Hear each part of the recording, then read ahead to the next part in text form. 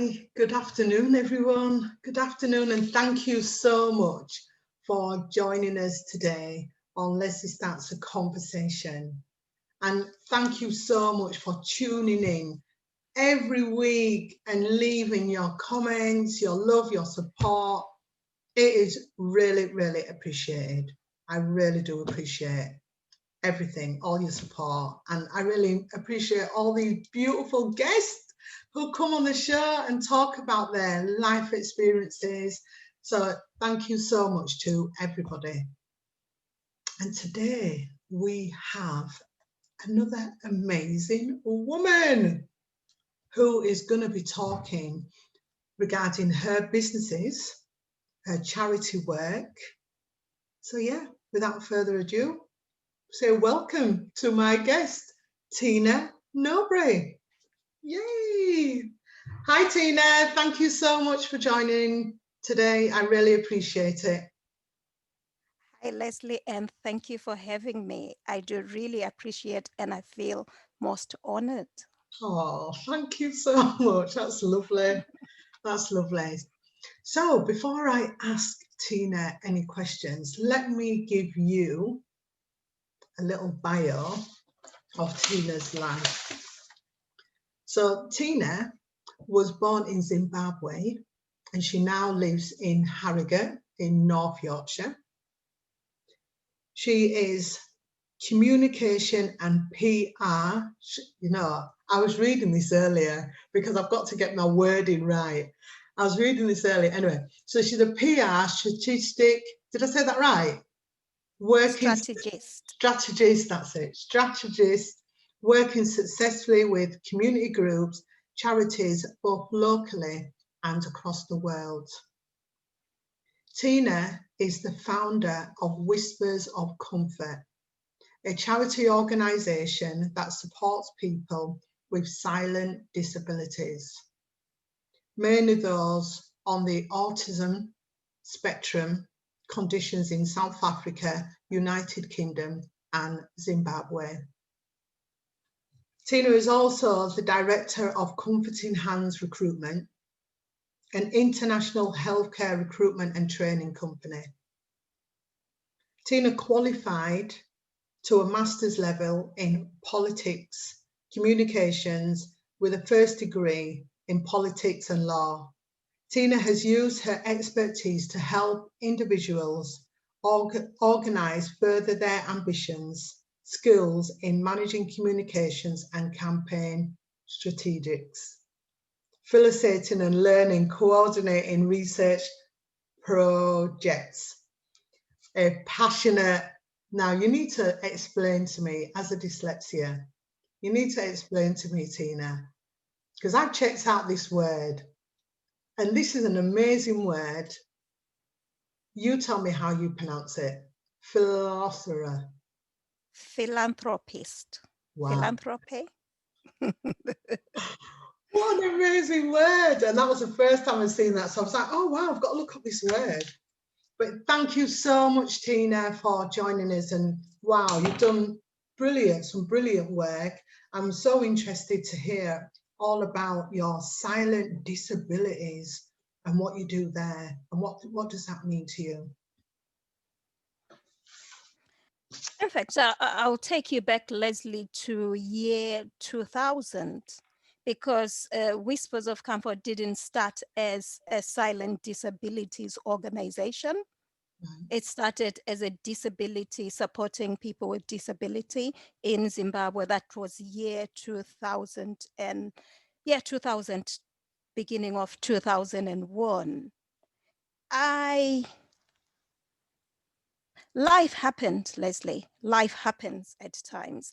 I was never passionate or I was never really interested in disability matters. It was disability matters for me. It was just there and here. It was quite a far-fetched thing. I've always been empathetic. I've always supported people with disabilities because you met them either at school or in the workplace and all that, but it wasn't something that really stood out for me. It wasn't something that stood out for me. Yeah. But as I say to you, life happens. Yeah. In year 2000, my husband suffered a stroke.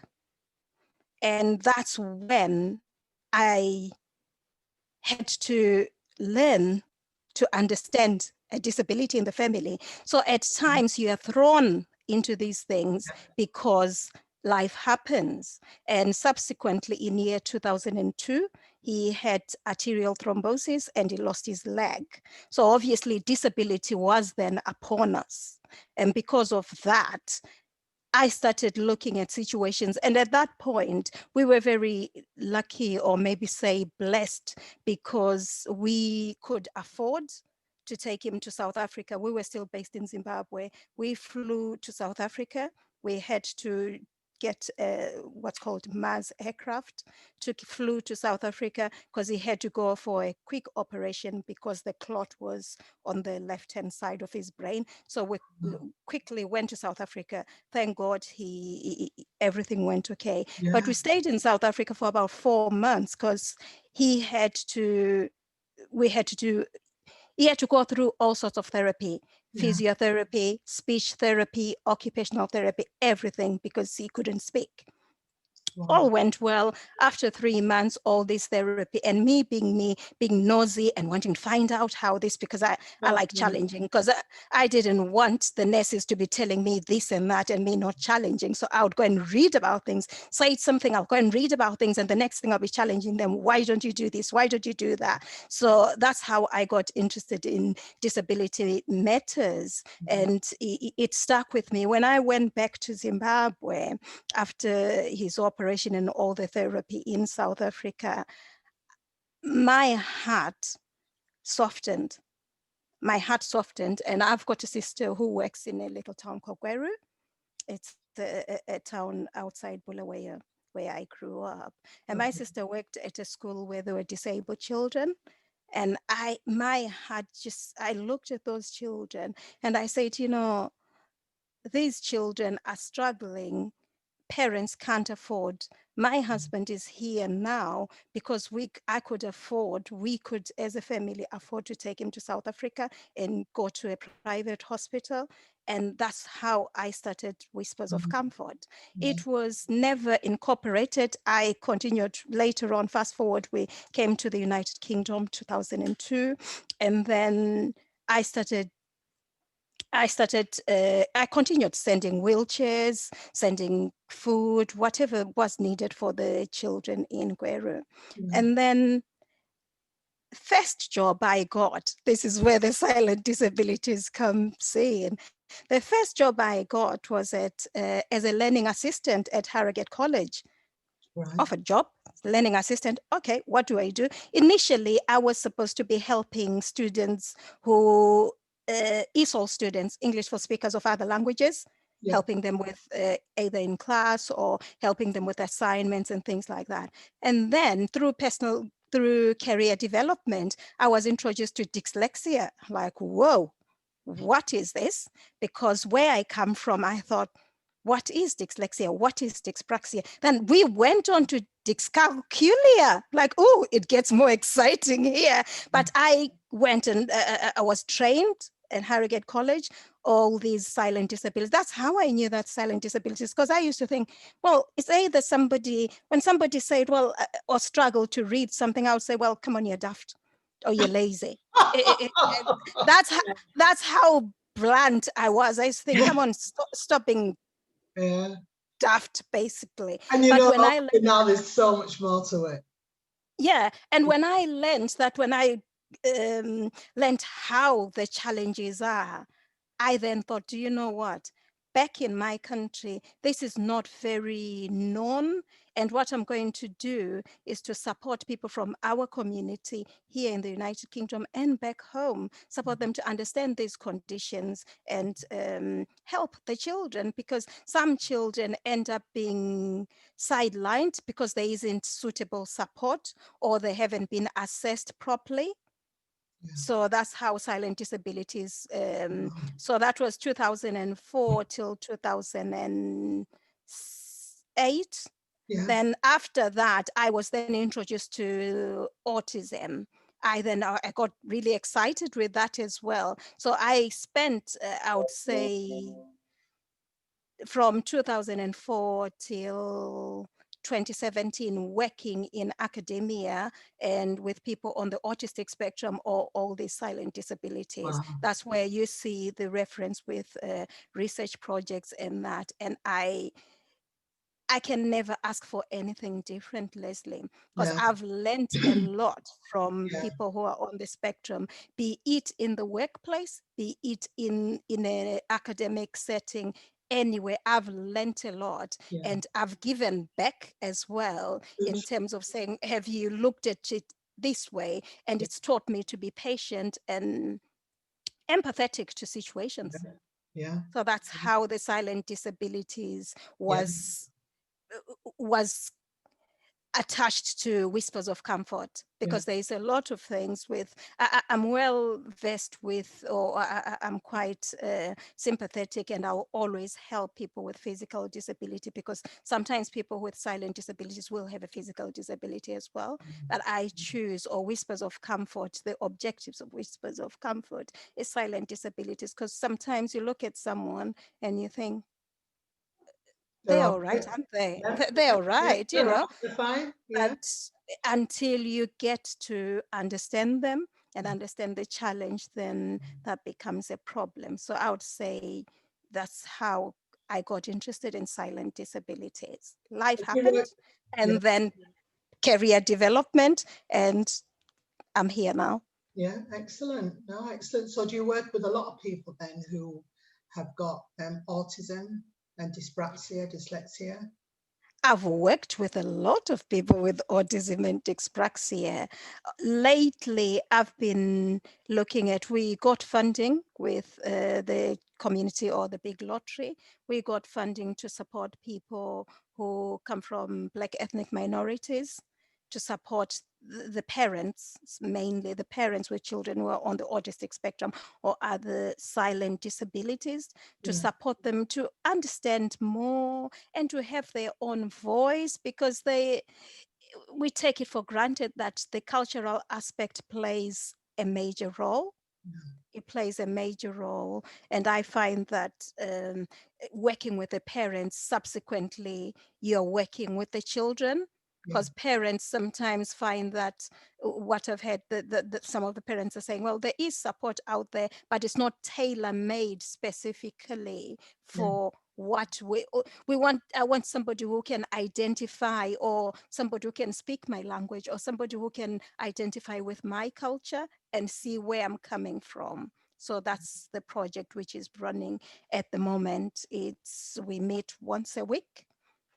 Parents, we discuss different issues, and what we want to get at the end of it, we want to have more like a charter where we're saying these are things we want to see happening, and we carry that through for Right. later, for other people, so that people do not, so that people don't feel alone when they're faced with these challenges. They can go back and look at that peer-to-peer support and say, well, so and so went through this. Okay, I can also challenge with that. Because like in schools as well, Lesleye.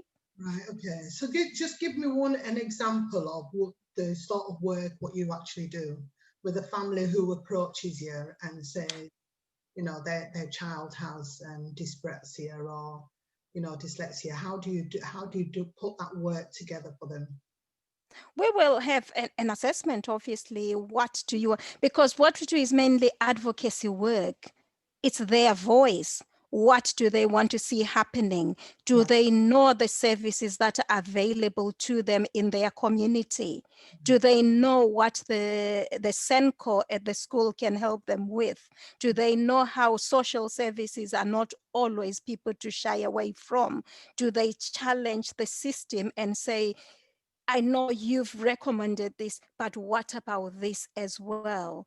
I know that this happens in such and such. So it's always, I wouldn't say there's one size fits all, because with advocacy work, it's looking at what really works for this particular individual. And the same as any autistic person, as they say, when you've met one autistic person, you've met that one autistic person. No autistic people are the same, You know, and you need to take heed of that. And yes, once you take heed of that, it's the same as supporting the parents, because the way you support Peter is different from the way you support Mary. yes, So you will have to sit down with them and avail to them the things they can do. And at times, be there as their advocate. You know, at times when they go for meetings, they just want somebody to be there with them, or somebody will say, what about this? What about that? So it's always different. They're all done to suit the needs of a specific parent or a specific child. excellent. No, it sounds amazing. I know I've got a friend, and her son is autistic, and she was just so happy to get the support so she could have some time by herself just to gather her thoughts, because looking after a child who is got autism is, like you said, that no two autism childs are the same, and he was really demanding her attention. So yeah, it's brilliant work what you're doing, for all them families, supporting and helping them, which is really good.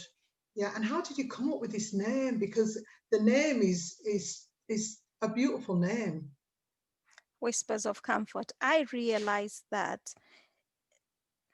I've always been soft spoken. As you can tell, my voice is always soft. Soft. Oh no, what's going on? Switch off. And I realized that to get to people, you've got to whisper. Whisper, it's not in the pitch of the voice. It's you can whisper to somebody to comfort them. Most of the times, like when babies or somebody is going through stress, when you just say, shh. Yes, I like that. That sort of calms somebody, and whispers of comfort exist to calm people down. Don't worry, there's a lot of noise happening out there, but then do you know what? Shh, Yeah, hush, yeah, hush, and we'll take it from here. At times, there's so much noise happening around in the world, either in the home setting, the workplace, and school settings, wherever there's lots of noises happening. yeah. And it's good to come to a place where you can whisper and not shout all the I like time. that. That's That's where Whispers nice. of Comfort That's nice. comes from. And yes, you are very softly spoken, not like me. It's like, oh, but yeah, so no, that's a beautiful name. And there was a friend as well who mentioned, she really liked your name, Karen. She said she really liked your name. Also, so you're married with 2 children, and I know you celebrated your daughter's 13th birthday the other day. She's now a teenager, which is fantastic. How does that feel? Don't forget that I've raised a teenager. You have a boy.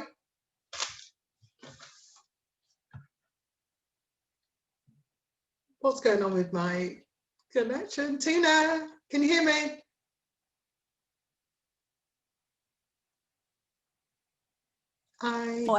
Oh, right. All right, I'm back. Yeah, I wasn't sure what happened. I was saying my eldest is 24, is a boy, and the youngest is 13. So I have raised a teenager before, and I think that worked out okay. But it's a teenage girl, so I'm on high alert. But it's quite good the way we are. We have a very transparent relationship. We've got our boundaries. She knows I'm the mom. I can never be her friend. We can talk about things. We're transparent with lots of things. But when it comes to the hierarchy of me being a parent, she knows where she stands. Same applies to my son. I've actually mentioning that I've enjoyed parenting, Lesleye. I've enjoyed parenting. I would have liked to have more children, but no, I've got 2. That's fine. But I've enjoyed parenting, and I still enjoy parenting, and I look forward to grandparenting. I look forward to whenever my son decides to have children, I would look forward to grandparenting. I just love parenting. Yeah, it's nice. It's nice. Well, my grandson, he's going to be 10 10 years next week. Oh, Friday coming. He's going to be 10 years young already. And he's so excited because he's like, Grandma, I'm going to be double figures. I'm going to be 10. So he's super excited about his birthday. So yeah, it's really nice being a grandma. I do really appreciate him. I've only got the one, which is lovely. I don't know if I'm going to have any more grandkids, but I'm thankful for the one I've got. So yeah, look forward to it because it is really nice. So you live in, how different is it from Zimbabwe, living here in England, Harrogate? What's the difference? What's the attraction in England to Zimbabwe? I wouldn't say there's any attraction really. The sky is always grey here, isn't it? But I come from sunny Zimbabwe. And by the way, Zimbabwe is the home of one of the 7 wonders, the Victoria Falls. So we have something good going on there, and it's always sunny, and it's always sunny. Now, I'll tell you that I never thought we would come and live here. We used to visit here because my in-laws are from here. We used to visit here and we used to come and get business stuff from here back then when we lived in Zimbabwe. I never thought one bit I'll come and live here because every time I came here, I used to think it's really cold here. I don't like it. And I'd never seen snow. Come on, never seen snow. And when I came here, it was a little bit of a shock to this. It wasn't that much of a shock to the system, I wouldn't say, because we used to visit here frequently, but it's very different. It's very culturally, it's different. When I was back home, I was running 3 businesses. When I came here, I had to change tact. Things were different. Back home, there was family around. There was always people there. And here, you're basically on your own. Thank God I've got lots of cousins and relatives, sisters and brothers who are scattered around the United Kingdom. That keeps home going, really, the flame of being who you are, the identity and identifying with it going. But I would say it wasn't different that much for me because Zimbabwe, remember, was a British colony. So English has always been our sort of first or second language, whichever way you look at it. So it wasn't that different. Like I didn't have to change language and all that. And when I went to Harrogate College to find a job and then do other courses at a later stage, I realized that my qualifications were equivalent to the qualifications here. I didn't have to change my qualifications because they put them on this system called NARIC. So the NARIC system realized that the Zimbabwean qualifications were similar to these ones here. Excellent. They were converted. So there wasn't that much, except for the weather. I think it's quite just the weather. But people, I think in life, you identify to what you want to do and then adapt, because then there wasn't a choice for us going back at that point, because we were spending lots of money traveling to South Africa to get my husband's health condition fixed, and we thought we might as well come to the United Kingdom where he'll get it free as he's British. So it wasn't an option for us to go back home. We go back home occasionally, or most of the times, to visit and all that, because we still have a home there. Yeah, nice. So we go back there, but it's not that different. Yeah, well, I think I've never been to Zimbabwe. I've been to Kenya, Nigeria, but not Zimbabwe. So yeah, I would like to travel to Zimbabwe. So if you want to go there, don't book a hotel. You'll just go to our house. We'll sort out one of the bedrooms for you. So there you go. There's the offer. I'm going to Zimbabwe. No reason for not going now, is there? Exactly. So you said about your businesses. You've got 2 businesses. So what about Comfort in Hands? I love your names of your businesses. Beautiful name. Comfort in Hands. It's the comfort in it. Obviously, like by now, you'd have spotted that my background is training. Yes, it's academia, but I spend most of the time delivering trainings. And Comforting Hands Recruitment is a recruitment company that supplies. It supplies care assistants, nurses, and I even got a subcontract with international nurses that can come from different parts of the world to come and work here in the United Kingdom. But the training side is the one I enjoy the most, because I love delivering training, love impacting my knowledge. I like researching, finding out things, and then sharing that with others. So I've found that, Lesleye, when you teach others, you learn too. When you teach others, you learn too. And I enjoy doing that. Yeah. Oh no, I definitely understand. I definitely get that, because being on here, I have learned so much. I am just shocked of all the things that I have. Every week I learn something different, which is brilliant. So yeah, I really enjoy learning. So and I have the best thing, knowledge is the best thing to keep moving forward, keep pushing yourself up. So yeah, definitely. Precisely.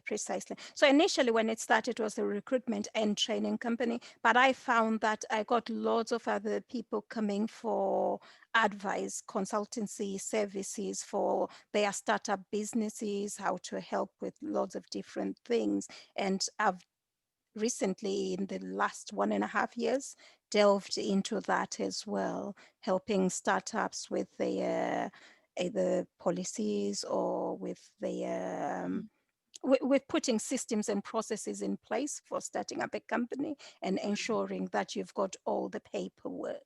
Yeah, fantastic. Sounds really, really good.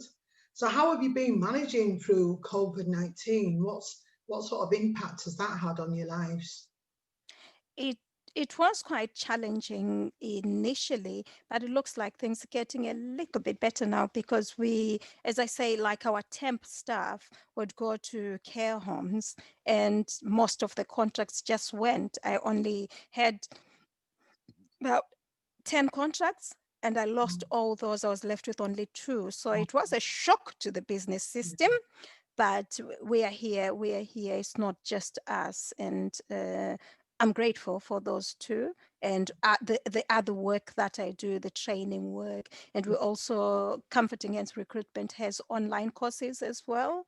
So that's another income stream. And I honestly thank God for that income stream, because I remember in February, I made the decision that, you know what, I don't know where that came from, but somehow I felt that we needed online courses, because I was delivering trainings and all the other trainers were doing that. And I thought, do you know what, we need online courses. And I approached this other company, and we then started doing online courses in February, and then March COVID happened. So we were already in there. And I thank God. I'm not sure why I decided to do that, but yeah, so that has been a steady income stream. But as you say, the environment is volatile out there, and it's difficult for small businesses, because I regard my business as a small business still, although it started in 2017. It's nearly 3 years now.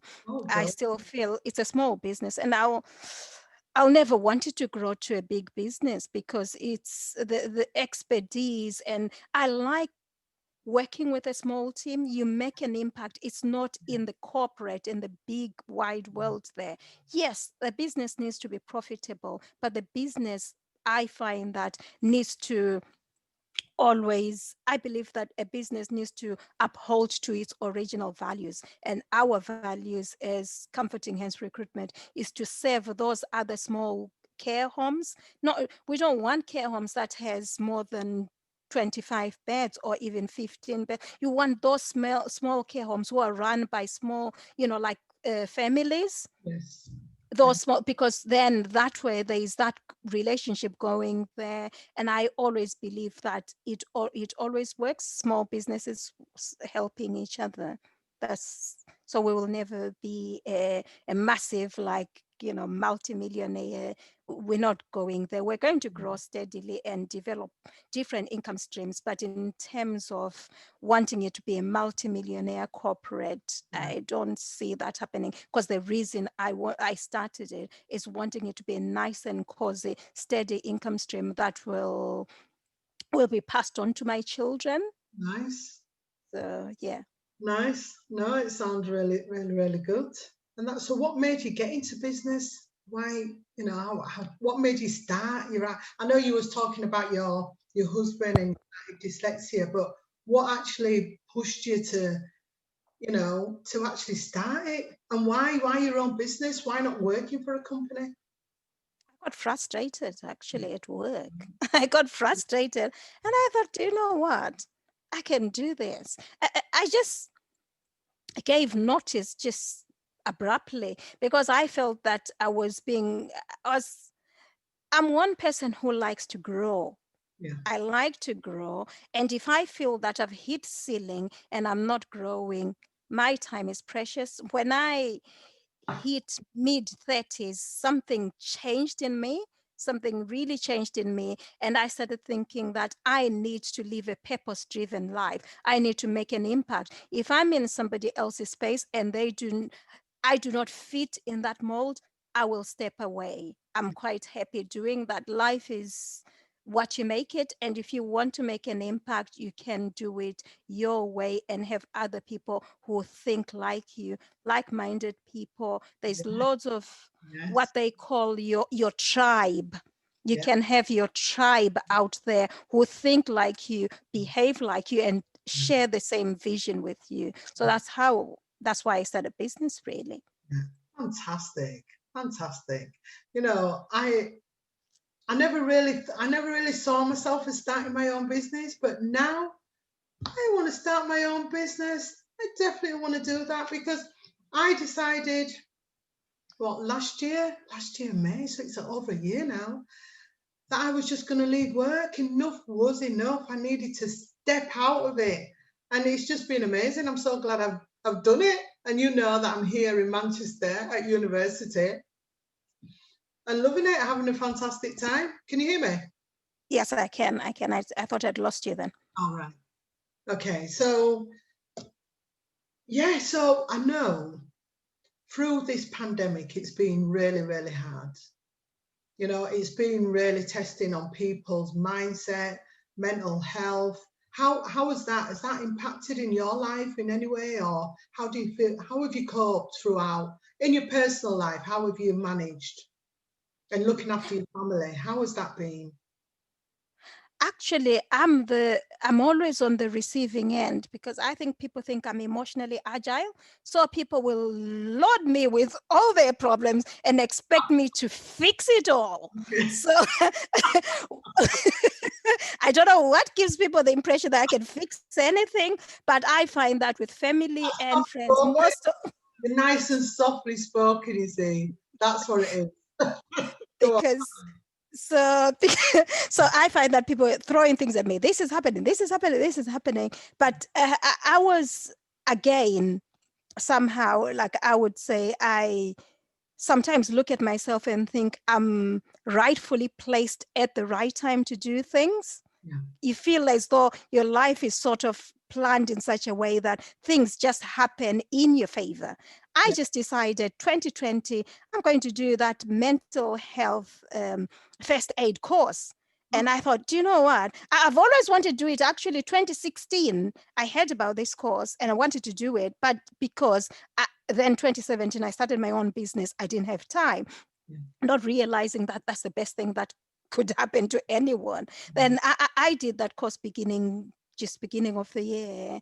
And it was very enlightening, learning about different challenges, learning about different mental health conditions out there. It just taught me it equipped me, I would say, to understand more. I think I had a fair understanding because I've done a bit of counseling in the past, and I sometimes regard myself as an effective listener. I would listen and let somebody guide me to what solution they want to see happening. But this equipped me to understand that at times you sit there and think, well, why don't they do it this way or that way? But once you go into that, it helps. So having done the mental health first aid course has equipped me to sort of help my family, my friends, and some of my clients as well, some of the clients in business. Sometimes people just can't cope and they're thinking, my business is not working because of A, B, C, and D, but you need to protect number one. So what do you want number one to do? How can we, you know, like when you're bleeding, everything else doesn't matter until you fix that bleeding. You need to arrest the bleeding and then you move on. So same as mental health, with a lot going on and uncertainty, anxieties going on out there, it's quite challenging, but we only need to be there for each other, just being listening. I think at times what people don't realize is that you can be impactful by just listening and doing nothing. I've had but by doing nothing, I've had some friends and family who would phone and say, well, I'm going through this, and I just let them speak and say, okay, right, what do you want me to do? Do you want me to share my opinion, or do you just want me to listen? When you finish listening, you can say, I finished now, right, I'll put my phone down. That's good with me. I don't feel that's rude, because at times you just want to vent out and you don't want the other person to say anything. And I find that it works a lot, because at times people just want that outlet. They want to get it out. And once it's out, they can find their own solutions, but we tend to know it all and want to give them solutions. It works at times, but at times it's good to listen and see, and when they're ready, signpost them to the right places. And as I say, the mental health course really helped me to do that, because now I can signpost and say, listen, okay, let's go through this process, see where we're going. This doesn't work. There's this available here, here, and there. So that's really been helpful for me as well, because I take time out when I feel that there's lots of things thrown at me that are emotionally draining. I'll cut it. I'll cut it and give Tina time. So I do create my me time, and my me time is not compromised by my husband, my children, my friends, work, or anything. My me time is very selfishly guarded. It's my me time. So I create that to ensure that I rejuvenate the mind. Yeah, and that's excellent. That's excellent. I had Jackie Bailey on a couple of weeks ago, and she was saying how important it is, you know, to have that me time, to do that self-love, and just don't concentrate on anything else but yourself. So yeah, that's so important, and we all need to do it more. But sometimes we feel a little bit like we shouldn't be spending all that time on ourselves, but we actually do need to do it to recharge our batteries so we can, you know, move on with our lives and do something else. So yeah, I'm so up for that, because I know after this I'm going to be having my me time, and I'm looking forward to it. time. Yeah. Enjoy it. It's time that you deserve. I think we've been made to feel guilty for taking me time. I don't know who's made us feel guilty, or we've naturally made ourselves feel guilty, but it's a well-deserved time. If you factor it in your weekly plan, that this time is my me time, you block it in your calendar and all, nobody will invade that space except if you allow them. Yeah, that is so true. That is so true. Yeah, excellent. Thank you, Tina. Tina, we've got to talk about Toastmasters. Of course. I was waiting for that, Lesleye. So me and Tina, we met on Toastmasters International. This was a couple of years ago now, wasn't it? About 2 years ago? Yes, I would say about 2 years ago. Yeah. About 2 years ago. And, you know, the first time we met, I think I can't remember where we met, but we met through Toastmasters. And so what brought you to Toastmasters? I mean, I thoroughly enjoy Toastmasters. I tell everybody about Toastmasters. But what brought you? What brought me to Toastmasters? Do you know, I just finished my master's degree, and we will go back to that me time. And I felt that, do you know what? I was having my me time with studying and all that. And now it will be just going to work and then family. I thought, no, I need something else for my me time. So Toastmasters for me was my me time. I wanted to do something for me.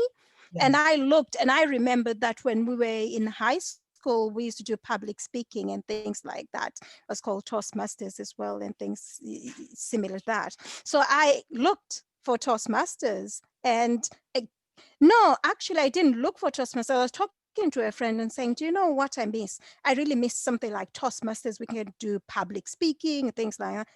There is Toastmasters. I'm like, I've been in this country all these years. I've never heard of Toastmasters. Then I Googled it and I found Strictly Speaking Harrogate. And that's how I got hooked into, as you well know, once you start Toastmasters, you never stop, because Toastmasters is a wealth of experience. I would say is a wealth of personal development, leadership, communication. You never get enough of it. I like when they say, when you are not well, you need Toastmasters. When you're well, Toastmasters needs you.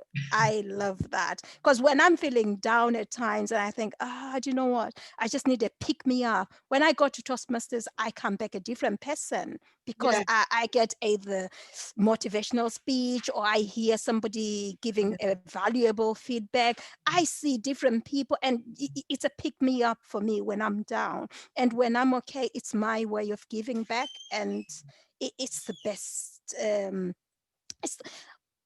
It's the cheapest personal development program I've ever seen around. Yeah. And you get real Yes, value for money. So definitely. yeah, if you're interested in Toastmasters International, leave me a comment and I will tell you all about it, because I have been a member of Toastmasters since 2017. And yeah, I thoroughly enjoy Toastmasters. Yeah, Toastmasters is my best friend. I never knew about Toastmasters, never knew about public speaking until Les Brown said to me he joined Toastmasters International, and I like Googled it, found it, joined, and yeah, it's been the best thing ever. So if you need to know more about public speaking, just let me know. And we can It's mainly communication and leadership, isn't it, communication. Lesleye? Yes. And like now, the way it is, it can fit in with the Pathways program. It fits in all walks of life, really, be it work, be it in, people at university, be it people starting their businesses, because there's something in there for Everybody. everything. Yeah. Because Is there's what? Is there 11? Is there 11? 11 paths. 11 Yes. paths what you can follow. So yeah, so there's quite a few different paths. But yeah, so and it's all online. Well, we were online before. Yeah. I know you attend one where it's online, but I was traveling to Leeds, but now it's all online, which is fantastic. It's brilliant. I It's love it. brilliant. Yeah, so It's you can just brilliant. sit here in your PJs and jump on Toastmasters. Not that I've got my PJs on, but you know what I mean. Do we really know that you don't have your PJs on, Lesleye? No, I haven't. I've got a skirt. But yeah, not when you say that.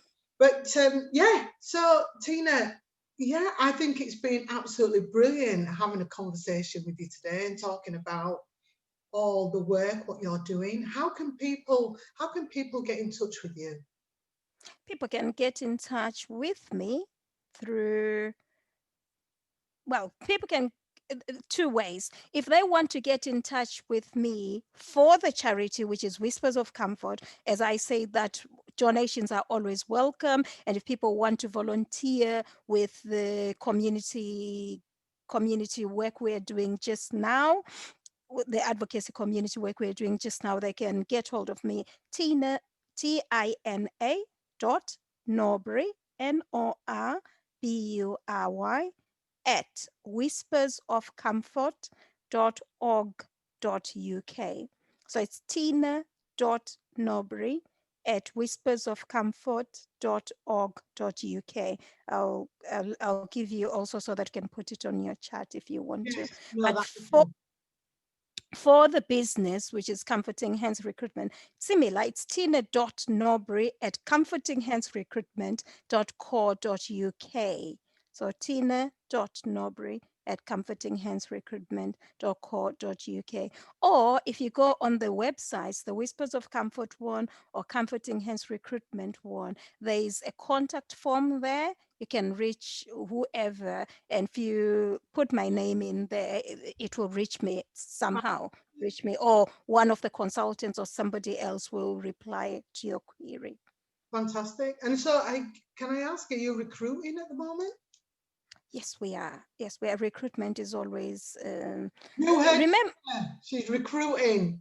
Jump on yes, that website. yes, care assistants, nurses, domiciliary care, drivers as well. People want to work as drivers in the community, and that we're recruiting. We never stopped really, because remember, the recruitment process never stops. We get some clients who want permanent placements, and if you're already on our system, we'll give you first dibs. Fantastic. So it's always good to always register with us, and we go through the security, and we see where we can place you. Companies are coming to us day in, day out, because things haven't stopped. Even when you're working from home, you're working. You're working. No, fantastic. Tina, a question I like to ask everybody before they go. Who is your superhero? Who is my superhero? That's a good question. That is a good question.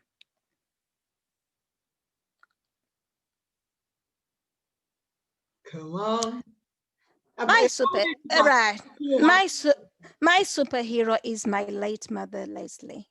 My mother is my superhero. I wouldn't be where I am without my mother. She was my best friend. She was there for me, and that woman is my superhero. Nobody else can occupy that space. And I tell you, Lesleye, she passed on in 1998, but I've never healed from that wound. Wow. I've never healed. That's how superhero she was. That's how superhero she was to me. She was just that. I see lots of people, but I've never. There are lots of people who inspire me and motivate me, but I've never seen anybody who can ever take that place, and may her soul rest in peace. Oh, God bless her. And what a beautiful name as well. Her name? Her name, Judith. Judith. Yes, that's why my child's name, middle name, well, her name is Tatiana Judith, because when I gave birth to her, I saw my mother somehow. I thought, wow, I've given birth to my mother here. So she says, am I your mother or your daughter? So yeah, her name was called Judith, and my daughter is Tatiana Judith. So she's got my mother's name. Yeah, nice. Oh no, that's really nice. Well, Tina, it's been brilliant having a conversation with you. Thoroughly enjoyed it. Thank you so much for joining me and coming on this platform. Well appreciated.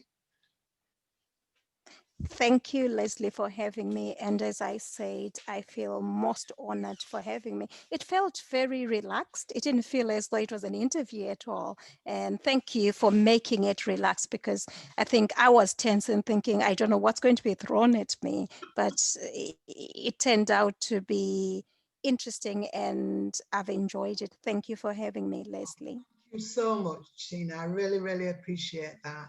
Don't go nowhere. Don't sign off yet. Let's say bye to our audience. Thank you everyone. so much for joining us. I really appreciate your support. So let me just tell you, next week we have a male. We've had all women, Tina. We've had a lot of women on the show, but next week we have got a male coming on the show. And I know this week is Mental Health Week, and he's coming on to talk to us regarding mental health. and other things as well. So that'd be really, really interesting. So if you want any advice, any tips, please tune in to next week, Sunday at 5 p.m, where we'll be talking to Sam regarding mental health issues. But thank you so much for joining. And I must say, I want to just say, a beautiful show yesterday with, well, it wasn't a show, it was our first summit, Power Voices. And if you didn't get a chance to see it, please watch it, because if you're feeling a little bit down, you want to be inspired, you don't know how to move on to the next point in your life, or something stopping you for whatever reason, have a look at that, because, you know, yeah, it was, I mean, if I don't say so myself, it was brilliant. You know, fantastic speakers, 7 speakers, and they're always there to inspire and encourage us to step into our greatness, and only you can do it. The only person who's stopping you is you. So go and grab your dreams, grab them goals, and don't be scared. All right, but thank you so much for joining, and we will see you, or I will see you next week Sunday at 5 p.m. with Sam. So thank you so much, and bye.